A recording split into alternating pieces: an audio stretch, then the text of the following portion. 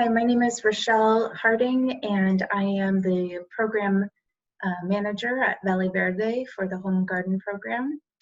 And I am here with you today to share our main topic for our workshops, and that is plant care and pests. So I'm going to go ahead and do a brief overview of our lesson. First, we are going to review just real quick April's topics, just to give you a little refresher on that. Then we are going to do our nutrition and health topic, which will be talking about plant protein and kind of comparing that to animal protein. Our garden topic this month is going to be talking about how to take care of your new plants, talking about pests that are going to attack your garden and try to eat some of your new seedlings and plants, and then some troubleshooting guidelines for you as well. Our climate change topic is animal versus plant protein, and with the idea of the action step being learning about the flexitarian diet. Which is a much more flexible and less rigid approach to eating more plant protein. And then finally, we'll end with a few announcements. So let's get started. All right, so in April, we talked about several things, but one of the things that we talked about was our square foot gardening grid. The square foot grid is what we use at Verde to kind of help new gardeners learn how to space their seedlings, learn which seedlings need lots of space and which ones can be put more closely together. So for example, if you look on the screen, you'll see that if you go to box 1-1, you'll see that you can fit 16 carrots per square foot. And a square foot is the width, the depth, how deep the soil is, and then the length as well. So you've got 12 inches in length, 12 inches wide, and 12 inches deep. And that's going to be your cubic foot. And so for that cubic foot, you can fit 16 carrots. Just make sure that there's space between so that the roots can go down. For example, you can have on row 1, column 5, you can see that there's lettuce, and you can fit four different seeds of lettuce that will then grow into a lettuce plant in that square foot, and so on and so forth. And it really just helps you to space and plan. This way the plants don't compete for nutrients. They will be able to grow to the full potential. And you also will have plants that are close together that are called companion plants. So they kind of help each other out and they're good. Sometimes there are certain plants that you don't want to plant next to each other. And so when you're starting out, following the grid is really going to be helpful to you to get the best results for your garden. If you cram things too close, you're not going to get a lot of fruit or vegetables from your garden, and it's just not going to be as good of a investment of your time and effort. So we just really encourage you to start this way.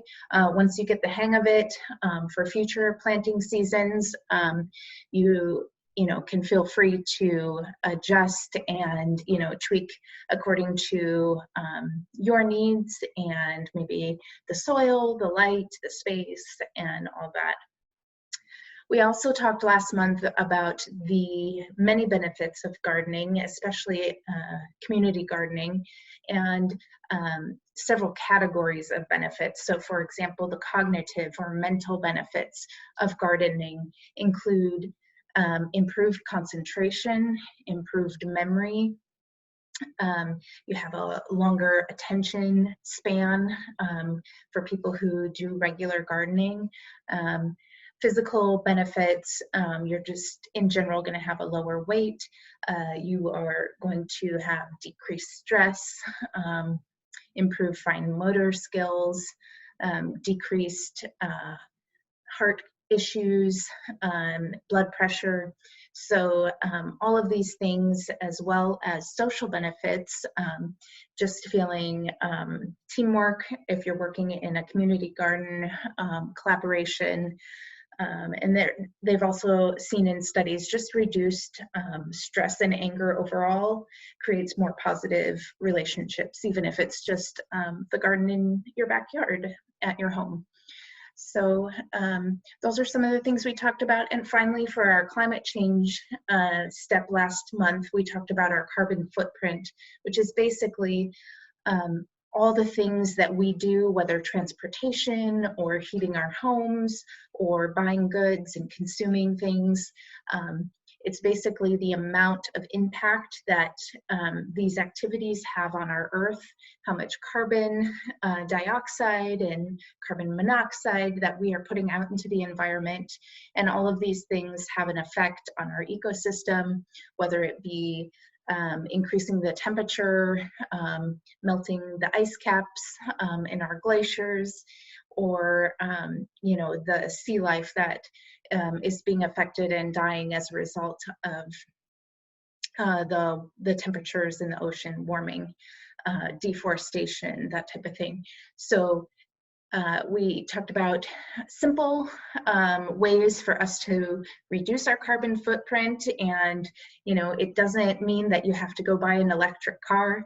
Shopping local has a greater impact than having an electric car.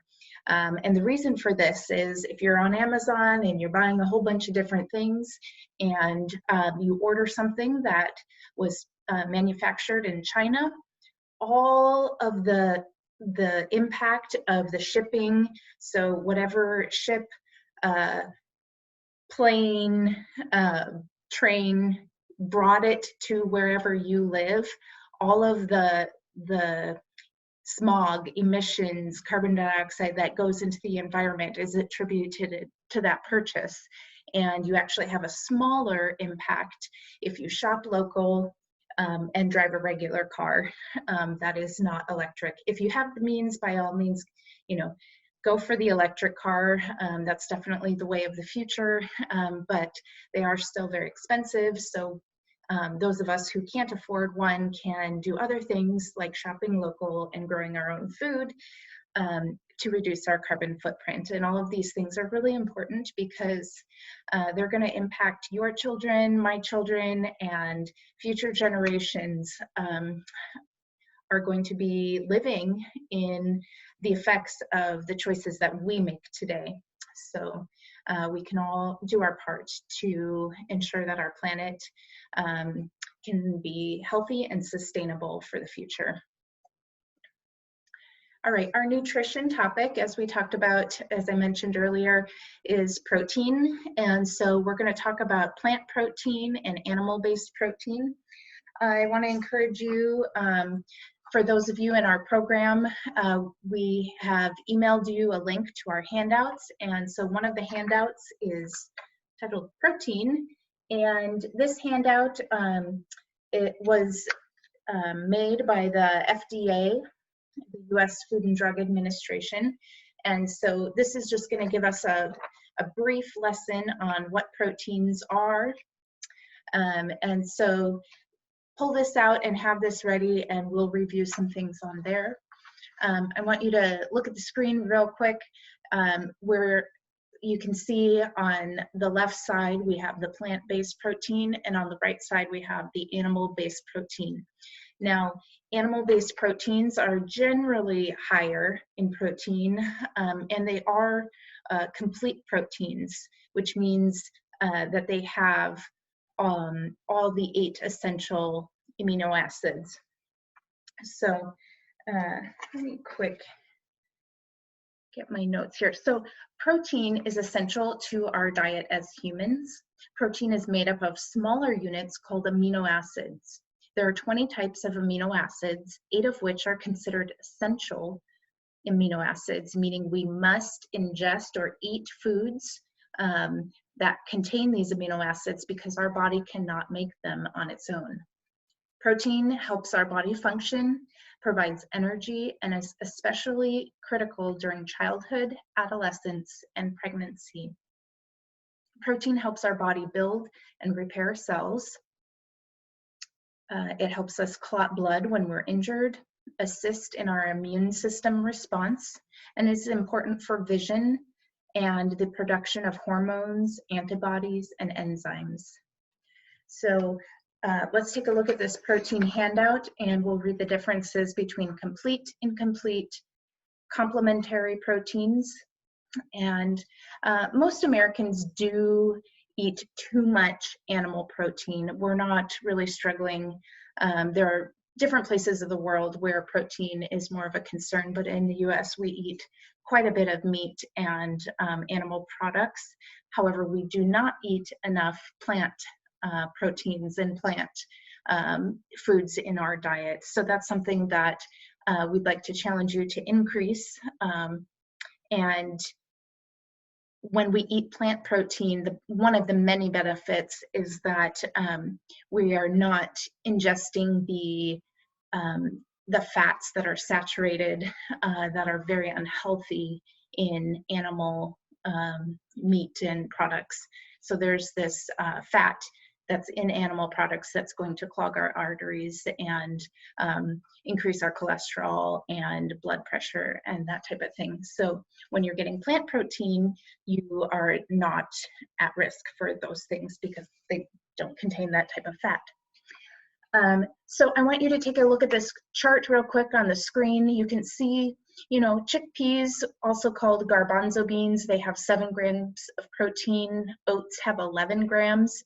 And so some of these numbers seem a little smaller than the animal-based proteins. So minced turkey meat has 25 grams, tuna has 25 grams, prawns have 18 grams of protein. But then if you look over on the plant side, peanut butter has 28 grams, almonds have 29 grams of protein, cashews have 18 grams, and it's not just the nuts. There's also many other foods. Broccoli even has protein in it, 12 grams in edamame, and tofu has 13 grams. So you can still get quite a bit of protein. And then this chart on the right here kind of gives you, you know, an idea of what the quantities are. So you really are not needing to eat that much. So for example, for black beans, you only need half a cup of black beans to get 8 grams of protein.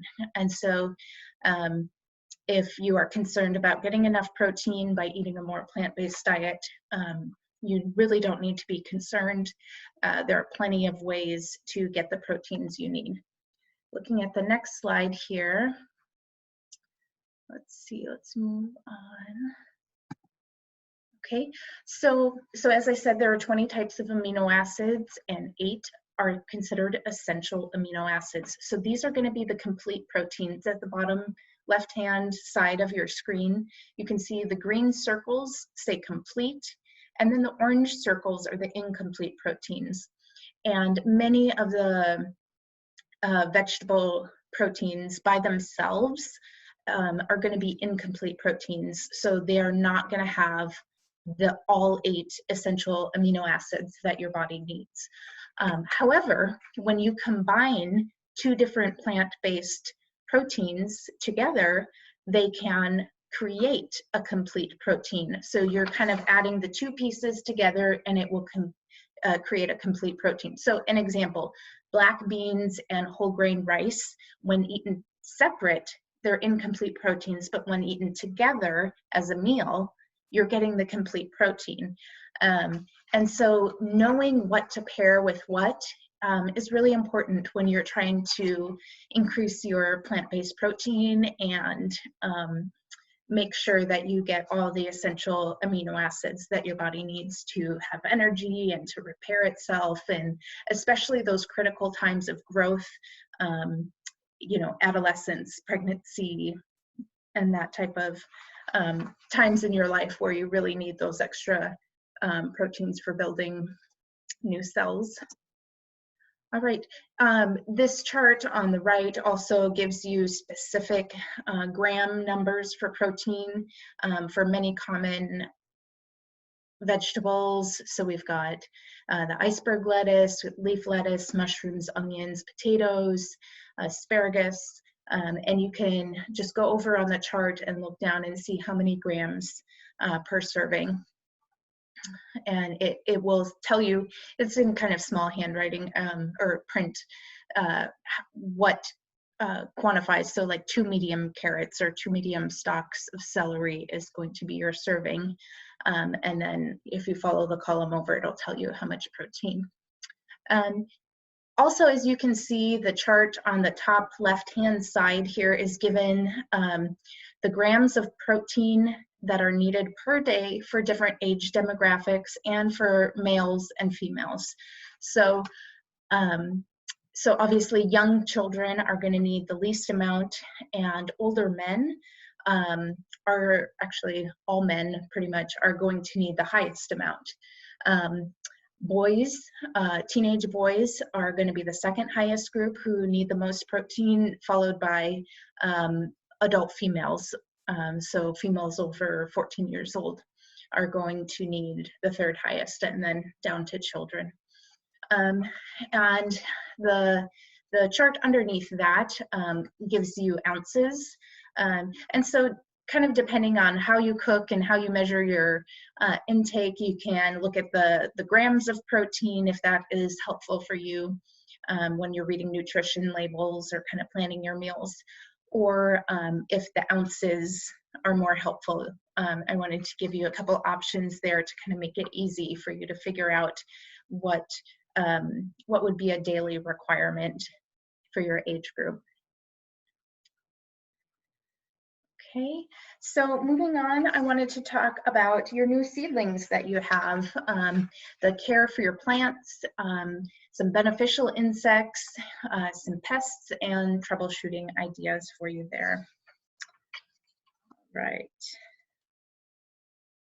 Okay, here we go. Okay, so I would love to hear what types of challenges or questions you have as you've started your gardens. You can leave those questions in the comments, or please contact, for Verde participants, please contact your program coordinator and let them know of any of your questions or if anything was confusing about the grid. And we really want to help you with that to help make your garden successful. So as a couple reminders here, you're going to want to water your new seedlings regularly. It really depends. When they're young, sometimes they need water daily. If it's very hot, they might need water daily. But if it's not hot, generally the rule is every other day. And so we really encourage you to set up a schedule. It could be Monday, Wednesday, Friday, and one weekend day, or Tuesday, Thursday, Saturday, whichever works best for you. But this is going to help you not overwater your plants. Underwatering and overwatering are two of the main reasons that people have plant disease, have too many pests. And so by staying on a schedule, you can kind of manage that a little better. The other thing you can do that I posted a tutorial, and I can attach that to our email link as well. But so in order to check if you have the correct amount of water and moisture in your garden, before you water, I would recommend sticking your finger into the soil and feeling if the dirt is still wet or damp. If it is, I would hold off on watering. And if it's not, then go ahead and water your garden. You can also check after you water to see if you've gotten the water level deep enough. Sometimes we think we've sprayed our hose, maybe 15 minutes, and you move the dirt and only an inch down, it's already dry. And that's going to tell you you need to do a slower water. You need to take your time and really let the plants soak up enough so that the water level is deep enough that the roots will be able to reach the water. So that's just a little tip for your watering your plants there. Seeds that you directly sow into the ground, into your garden bed, those are going to need daily water to make sure that they can germinate, because we talked about last month how seeds germinate, and it's really by absorbing the water and their outer shell bursts open and the plant emerges. So for your seedlings, definitely make sure you water those for your seeds that you've planted, make sure you water those daily. Photos 3 and 4 on your screen just show some examples of things that your plants are going to need.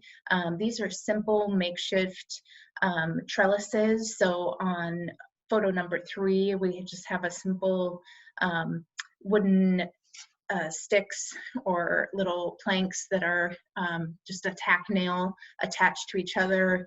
Make a little grid so that your plants have something to climb. Different plants are going to need a support structure. Another idea that somebody did are those garden beds with on picture number 4 with the 3 beams and then the string going across.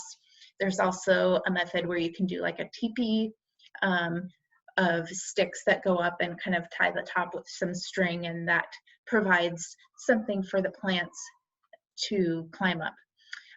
Plants that are going to need this are definitely your cucumbers. Your tomatoes will probably need at least a support, like a stick to help maybe tie the main stem to keep it from falling over. Or if you can get a tomato cage, that's very helpful. It's a wire circular cage that surrounds your plant, and you put them on when the plants are very small so that as they grow, it supports the branches, because the fruits are, the tomatoes are heavy. So you're going to want to have some sort of support for that, ideally. And so those are just some quick things for care. I wanted to let you know you don't need to fertilize your plants, and definitely don't use anything like Miracle Grow or chemicals. Those are going to kill off all the natural organisms that are living in your soil, and we really want to keep those alive. We want to keep your soil organic, living, healthy. And when you put the store-bought chemicals in, they really become dependent on reapplying the chemical and purchasing it, because the soil is no longer able to create those things itself. And so it becomes depleted of nutrients as soon as the plant absorbs whatever the fertilizer was. However, if you're using compost, and for our new participants, we gave you bags of compost to put in, ideally 2 weeks before you planted. And so that's going to just be natural fertilizer for your soil, and it should be all that you need. If you have questions, if you feel like you'd really like to fertilize your plants again, we could give you some suggestions of organic, natural ways of doing that aren't going to harm the soil, the beneficial creatures. And speaking of beneficial insects, the bottom row is an example of 3 different kinds. I wanted to show you in photo number 5 what a ladybug larva looks like. So this photo 5, if you see these guys crawling on your leaves of your plants, don't squish them, because they're going to become a ladybug. And ladybugs are extremely important for our gardens because they love to eat aphids. And aphids are one of the most prolific and damaging pests that you will see in your garden. They can grow in numbers very fast and do a lot of damage. So you want your ladybugs there. And so not a lot of people know what the ladybug looks like in its earlier stage of development. So I wanted to show you, it's got that long back end that's kind of grayish black, and then the orange spots with the legs. And so it looks nothing like the adult ladybug. So just be aware that you don't want to squish them or think that they're a pest. Photo number 6 is of a praying mantis, as you may know, and these guys are also very beneficial to your garden. They're going to eat aphids and other pests that plague your garden, and so you want them around. They're good.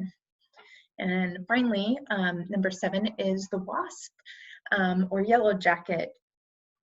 Oftentimes we mostly find these bees annoying, but they're actually beneficial because they also eat aphids and other pests, tiny insects that are pests in your garden. And so if you see them, not only are they beneficial pollinators, but they will help you with your pest problem. I had a really bad aphid infestation on one of my rose bushes, and I had some of these wasps build a tiny little nest actually on the plant, and at first I didn't know if I should cut it off or not, but one of my coordinator, the program, home garden program coordinator, told me, no, leave it. It's probably because there's aphids. And sure enough, when I left it there, they ate all the aphids off the bush, and then they flew away and went somewhere else. So it was really cool to see how we're really part of a bigger food chain, food web, and it's all interconnected. All right, so on this slide, I wanted to review some of these garden pests that we have to deal with. For example, photos 1 and 2 are aphids. Aphids are a small, tiny bug. Sometimes they have wings, as this one in photo number 4 is actually a winged aphid with either some eggs or some little baby aphids. It's hard to tell from that photo. It had to zoom in, and that was a leaf from the finca, so something that was in our garden. So even, you know, professional gardeners have these issues too. So don't feel like you're doing anything wrong if you get aphids in your garden. So photos 1 and 2 are pretty bad infestations. These are kind of like left untreated situations. Usually there might be just 1 or 2, a couple on your leaf. And I noticed after I planted my tomato seedlings into my garden, about a week or 2 later, I noticed the edges of the leaf of my tomato plant were starting to like curl, and I couldn't figure out why, because I was giving them adequate water. I wasn't overwatering, I wasn't underwatering. And so I lifted up the leaf and looked under, and sure enough, there were a few aphids. And what they do is they suck the sap out of the leaf, the kind of the juice that goes through the veins of the leaf, and it will end up killing the leaf and causing it to go brown and shrivel. So you really want to get on top of any aphid problems right away. They can do a lot of damage. I would encourage you to start by just hand, you know, kind of even just gently taking your thumb and going over the leaf. That's going to squish them. You can wear your garden glove, but just do it real gentle, and it's going to knock them off and kind of squish them. And if you do it regularly before it becomes bad, they're not going to be a problem in your garden, but you do need to check regularly, especially early spring. They really like damp, humid weather. That's another reason when you're watering your plants, you really want to water in the morning. This is going to give the plants time to absorb the moisture before the hottest point of the day, which is usually the afternoon. And it's also not going to allow water to sit on the leaves overnight. Aphids love the water on the leaves. Slugs and snails are drawn to that wet, humid, and they will chew holes through your leaves, as you can see kind of photo number 7. It could be a caterpillar, it could be a slug that chewed those holes. They look kind of similar, but different pests are drawn to the humidity, as well as different diseases. So you can get molds and blights and funguses from water sitting on your plants. So you really don't want to water at night. In order to see if you should water, I would really just recommend checking the soil, sticking your finger in to see how damp it is. All right, number 3 is a cucumber beetle. And cucumber beetles can be greenish or yellowish, and they can also have black spots, as the one does in this photo, or they can have black stripes. So both of those are not good. You do not want them in your garden, and they will cause damage. I'm reminded one of our handouts is going to talk about the different plants and what insects are deterred by certain flowers that you can plant in your garden. So you can deter them by putting basil is going to repel flies and mosquitoes, and it tells you where to plant them. So plant basil near your tomatoes, and avoid planting near rue.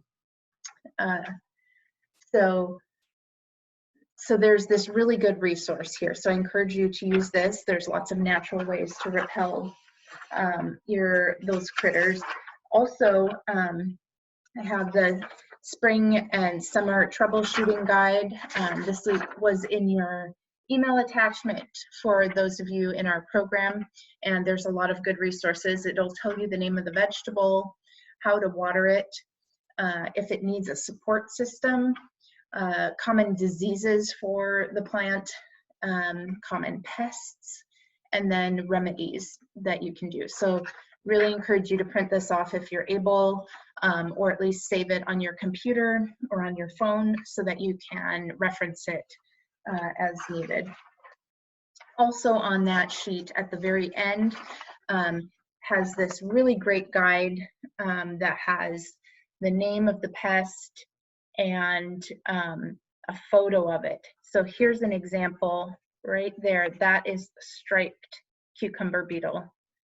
And it also has on here some of, we'll go over these in just a moment, but the plant diseases. So what different mildews and these, I put the sources on here.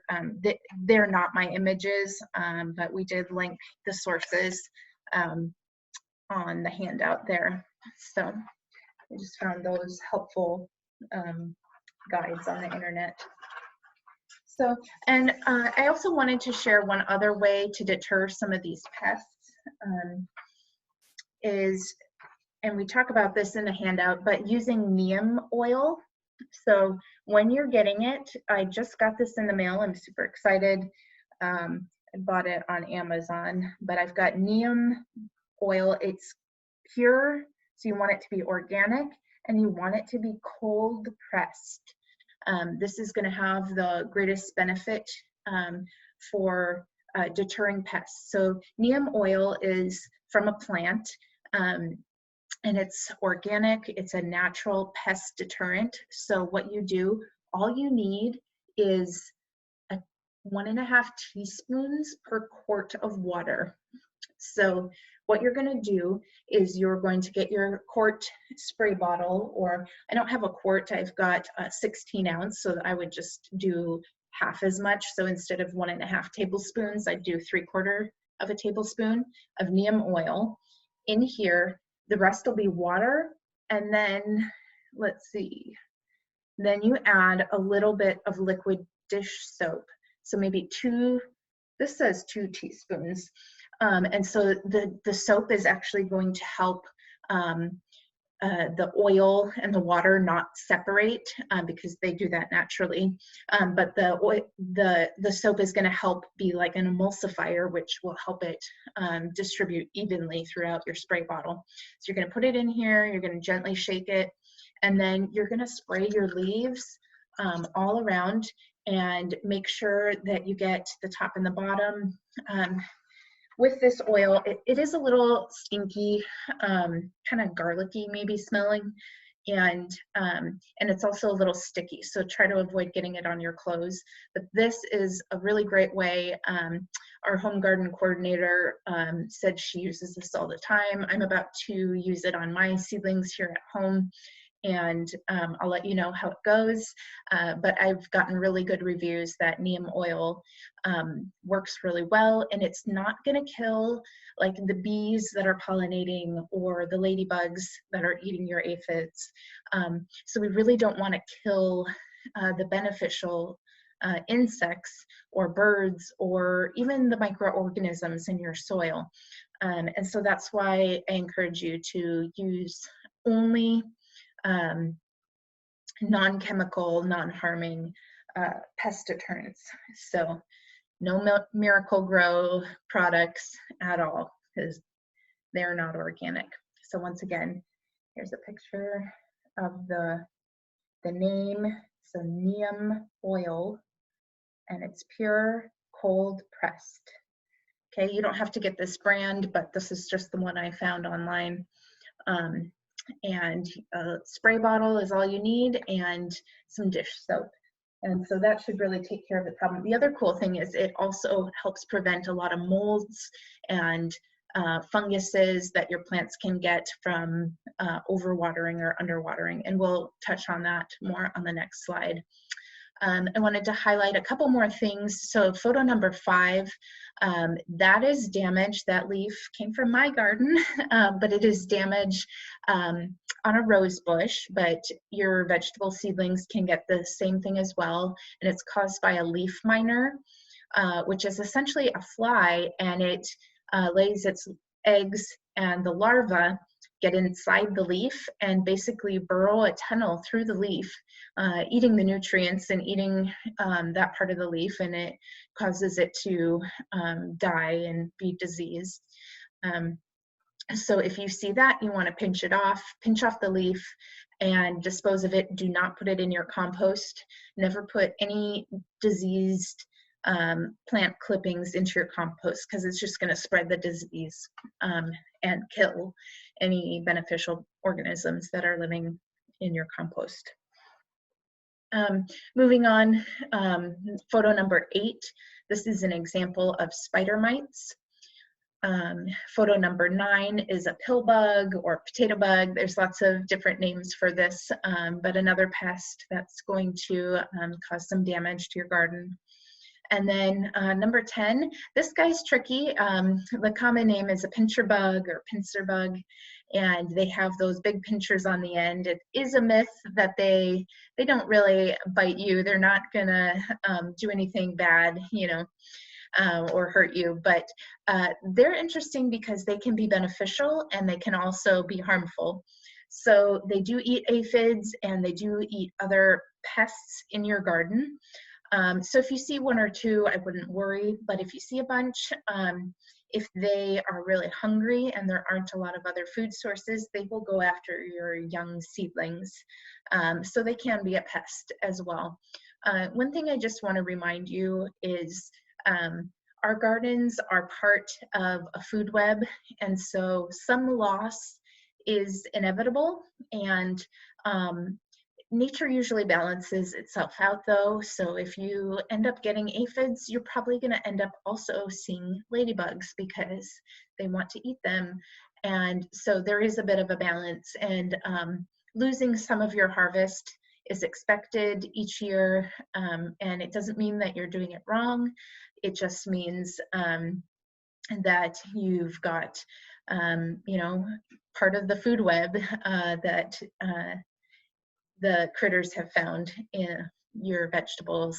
And there, like I said, there are ways to deter them, different plants you can put near to help avoid them. For example, when you're sowing your carrots in rows, it really helps to alternate garlic or onions with a row of carrots. And the reason is there's a carrot fly that likes to lay its eggs in the soil and then chew through the larva stage. They'll chew through the root of the carrot. And they're really hard to avoid, but you can kind of fool the flies by having the garlic or the onions planted next. They can't really smell the carrot. And so the overpowering scented garlic and onion will deter them somewhat. It's not foolproof, but it's a natural way to kind of deter that pest from plaguing your garden. Okay, so I also want to just briefly go over a few garden diseases that you might see. The first photo is early blight, This sadly was on one of my bean plants, and let me grab my notes here.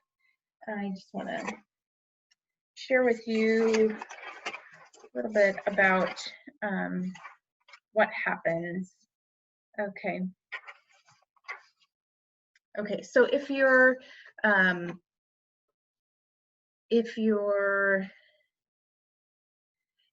let's look at the tomatoes. So if your tomatoes fruit becomes discolored near the stem, they might have a form of blight, which is what I pointed out. So tomato blight and the bean blight, they're similar. And it's caused by a form of fungus, and it's due to moisture sitting on your plant leaves for 48 hours during temperatures above 50. So warm, humid, wet. That is the perfect climate for the blight fungus to grow. So the fungus it just blows in the air, and if it happens to land on something that has the right conditions, so warm and wet, it's going to grow and cause disease in your plant. So for the tomato, the blight starts at the stem and kind of spreads downward. So that's what you'll see, and it kills the leaves. And then for your beans, they can cause those brown spots on the leaves as well. And both are deadly to your plant. It's not gonna live long enough to really give you much fruit. And so that's something to be on top of. Your neem oil mixture will be excellent for controlling a blight. You really want to get on top of it before it spreads. So pinch off the leaves that are affected and then do your neem oil spray, and that should really help. So I'm going to go ahead and do that on my beans, and I can follow up and let you know how that goes.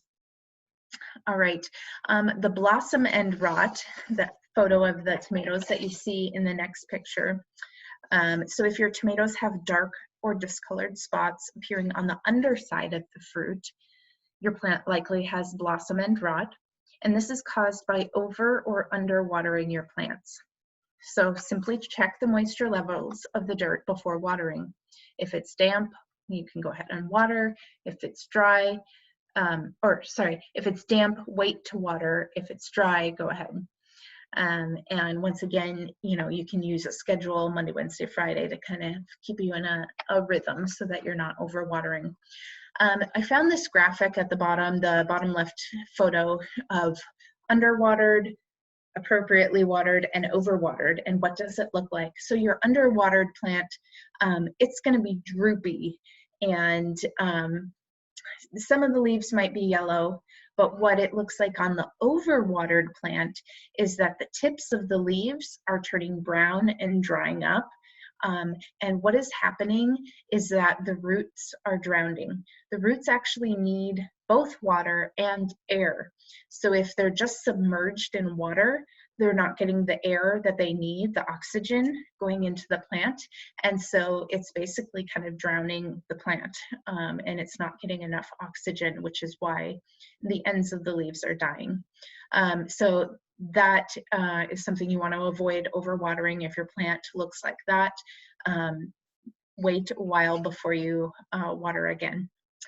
And last, I wanted to share about powdery mildew. This is also caused from too much water on the leaves of your plants. And I wanted to show you the difference between a leaf that has powdery mildew, so the one that's labeled there, and then this is a pumpkin or a squash photo that's on next to it on the right side. And that is actually a healthy plant. That is not the powdery mildew.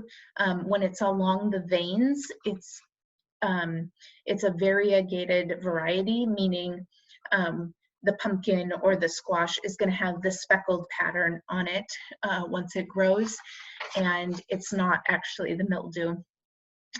So if you see that, don't be worried if the white lines are on the veins, but if it's kind of in white patches just randomly on your leaf, then you might have powdery mildew. So just pinch off the leaf of the powdery mildew and adjust your watering to be less. And once again, do it in the morning so that it's not sitting overnight. Okay. Moving on, our climate change topic is animal versus plant protein and the effects on the environment. Beef has the biggest carbon footprint of any animal protein product, but note that the same foods can have a variety of impacts. So you could have a low impact beef and a high impact, and basically the way one is low and one is high is how do they raise the beef, how do they do their processing, are they wasteful, or are they trying to really be conserving on water, conserving on shipping and fuel? Is it a locally grown animal, or is it shipped from far away? All of those things are going to change the impact of the carbon footprint. And once again, carbon footprint meaning how much pollution is going into the air or water as a result of consuming that product. So one interesting thing I wanted to point out on the chart on your right of your screen is that at the bottom it says a portion of the highest impact vegetable proteins emit less than the lowest impact animal protein. So even if you're choosing a vegetable that was not grown in a place that's trying to conserve water or trying to conserve anything, maybe it was shipped from further away, it's still going to have a lower carbon footprint than the lowest animal product. And so that's really interesting, unless you're, well, even if you had backyard chickens, they're still using water, they're still creating waste, they're still needing feed that you have to travel to purchase or you have to have shipped. And so it's just creating a more significant impact on our environment, and we want to lower our impact so that our children and their children and future generations can have a healthy, clean, safe environment to live in. And food sustainability is a problem that future generations will face, and we can reduce how great the problem is by acting now. Or if we choose not to act now, the impact will be greater. And the impact of food sourcing and sustainability is always greatest on the poor. It's always greatest on the people who actually cause the least pollution. And so we really want to be looking out and protecting our most vulnerable, our most marginalized community members. Because they have less control over maybe where they live and the amount of pollution that they're exposed to.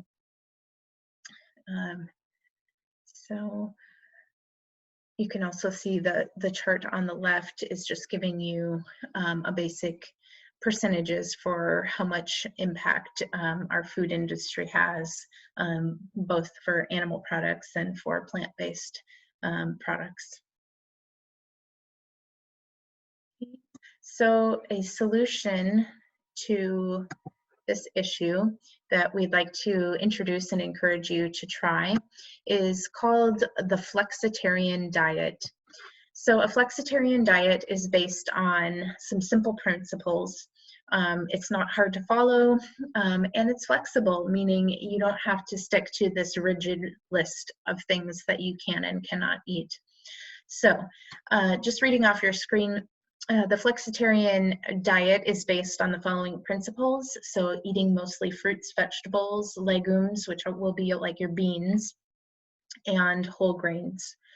You're going to focus on protein from plants instead of animals. However, you're going to be flexible and incorporate meat and animal products from time to time. You're going to eat the least processed, most natural forms of food. So rather than having a lunch meat, which is highly processed meat, you would maybe choose like a fresh fish or something like that. Or if it's vegetables, you're going to choose something that's straight out of your garden, or a whole vegetable instead of something that has been pre-shredded or pre-cut, or you're going to save money that way as well. But the flexitarian diet, you want to eat the least processed foods, and then you're going to also limit your added sugar and sweets. The thing I like about this diet is that it has a better impact for the environment by reducing the carbon footprint, by eating less meat, but it's not rigid. And so, you know, on the weekend, if you have a hamburger at a party or something, it's okay. You don't have to feel guilty, but just in general, you're increasing your vegetable intake, which is awesome, because if you're growing your own food, you can produce it and you can know what's being put into the soil. You can know that it's healthy and safe for your family, and you're going to get the benefit of all the vitamins and minerals. You're going to get the benefit of the fiber in the vegetable, and then the protein. So like I said earlier, when you pair the beans and the rice together, you're getting complete protein. And many people don't realize that most vegetables contain some amount of protein. The only ones that may not are like your celery or a cucumber that's, you know, majority water. But the most of your foods, even, you know, spinach, they have a certain amount. Lettuce has, you know, maybe 2 grams of protein per serving. And so as you build your meals, just incorporating a variety of these plant proteins is really going to help you meet your nutrition goals. But by being flexible and incorporating some meat or some dairy or animal products, you're really making choices that are going to be more sustainable long term. Some people, you know, are fully into the vegetarian or vegan diets, and, you know, I applaud them. But if this is new to you, I just encourage you to try the flexitarian approach, where you aim for maybe Monday through Friday, you're aiming for mostly vegetables, sourcing or plant-based source of protein, and then on the weekend maybe you have a hamburger, or you have the steak or the fish or the chicken, and then you go back during the week to mostly vegetables. Your body is going to be healthier. You're going to feel better. There's so many benefits to eating more vegetables, and this way you're not saying you can never have that burger or that favorite food again. So it's just more flexible and long-term sustainable. All right. So in closing, I wanted to just give a couple of announcements for our program participants. If you still need to fill out any forms, any application, our initial survey where we ask questions about your intake of vegetables, and maybe questions that you have, or concerns, or reasons why you wanted to join the program. There's a survey for that. There's a media release form, which you can opt in or out, and then a liability form. And so we would encourage you to really get those into us so that we can continue to get our program funded. That information is really helping us to show that our programs are effective and beneficial. Additionally, once again, if you have questions, please let us know. We have so many resources that we'd like to share with you. I know it's hard to not be in person and be able to ask those questions, but we are available through email, through text, through leaving a comment in one of our videos, and we want to help you out. And finally, just a reminder to check our website for upcoming giveaways. We have a seedling giveaway this weekend. You needed to register, so but there will be upcoming ones later in the month of May. and then maybe again in the fall or winter. And so if you check our website and get on our email list, then you will have that information in advance. And so, for example, this weekend we're giving away to over 200 families.